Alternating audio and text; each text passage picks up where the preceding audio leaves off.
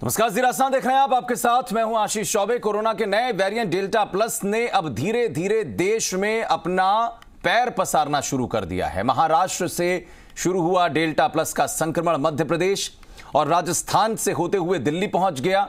दिल्ली पहुंचने के बाद अब कहीं ना कहीं अगर दिल्ली दरबार में कोरोना के नए स्ट्रेन की दस्तक हुई है तो देश सहम सकता है, ये आहट है।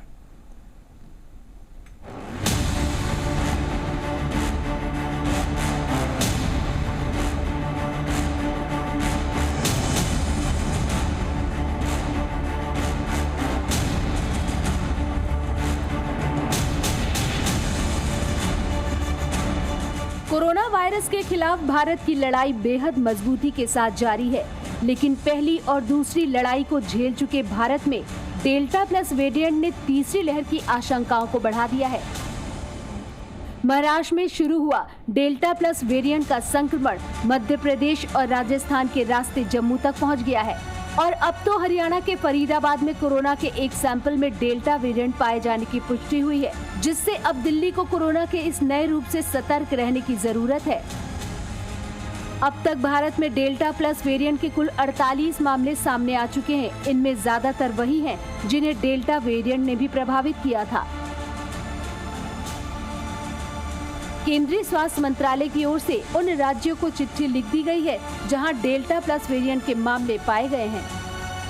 इनमें तमिलनाडु, मदुरई, कांचीपुरम और चेन्नई, राजस्थान बीकानेर, कर्नाटक मैसूर, पंजाब पटियाला और लुधियाना, जम्मू कश्मीर कटरा, हरियाणा फरीदाबाद, गुजरात सूरत, आंध्र प्रदेश तिरुपति शामिल है।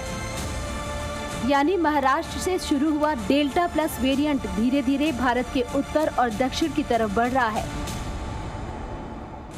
महाराष्ट्र से मध्य प्रदेश, राजस्थान, हरियाणा, पंजाब, जम्मू और दक्षिण की ओर कर्नाटक और तमिलनाडु में डेल्टा प्लस के मामले सामने आ चुके हैं।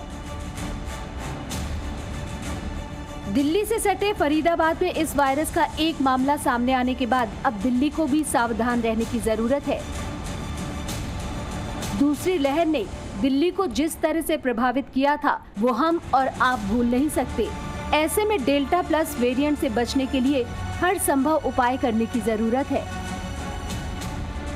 जिन राज्यों के जिलों में प्लस वेरिएंट के मामले सामने आए हैं, वहां के मुख्य सचिवों को चिट्ठी लिखकर निर्देश दिया गया है कि इस वेरिएंट के तत्काल रोकथाम के उपाय किए जाएं, जैसे कि आपस में मिलने जुलने पर रोक, बड़े स्तर पर टेस्टिंग, तत्काल ट्रेसिंग और साथ ही प्राथमिकता के आधार पर वैक्सीन कवरेज। लेकिन इस वेरिएंट के साथ कुछ सवाल भी सामने आ रहे हैं और उनमें प्रमुख सवाल यही है कि क्या दूसरी लहर की तरह ये डेल्टा प्लस भी तेजी से लोगों को संक्रमित कर रहा है।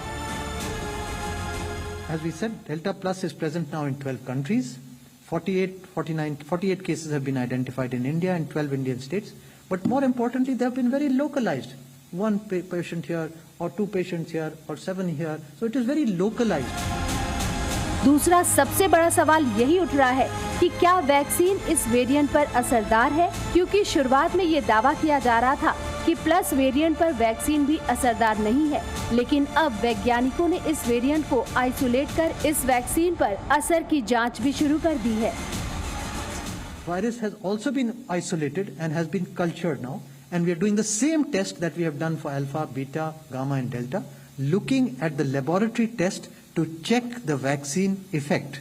And this is ongoing, and we should have this results in about 7 to 10 days time, whether the vaccine is working against the Delta Plus. यानी डेल्टा प्लस वेरिएंट को रोकने के लिए सभी जरूरी उपाय किए जा रहे हैं, लेकिन क्या डेल्टा प्लस तीसरी लहर के लिए जिम्मेदार होगा या फिर इस वेरिएंट को लेकर चिंता करने की जरूरत नहीं है। क्योंकि delta variant already variant of concern है, इसलिए इसके सब लीनिएज को भी वेरिएंट ऑफ कंसर्न ही कहा जाएगा। जस्ट ये मैं आपके क्लैरिफिकेशन के लिए बता रहा हूं।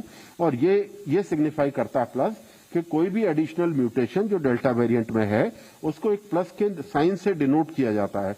इसमें कोई ऐसी ये बात नहीं है कि प्लस का मतलब कोई ज्यादा तीव्रता से ट्रांसमिशन बढ़ेगा या कोई ज्यादा सीवियर डिजीज करेगा, ऐसा कुछ इसमें ये प्लस नहीं इंगित करता।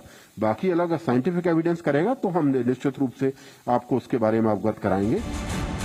यानी इस वेरिएंट से घबराने की बजाय सतर्क रहने की जरूरत ज्यादा है, क्योंकि तीसरी लहर को रोकने की जिम्मेदारी सरकार के साथ हमारे कंधे पर भी है। इसलिए सभी नियमों का पालन बेहद जरूरी है, ताकि तीसरी लहर को रोकने के साथ साथ कोरोना के खिलाफ जारी इस लड़ाई को भी देश जीत सके।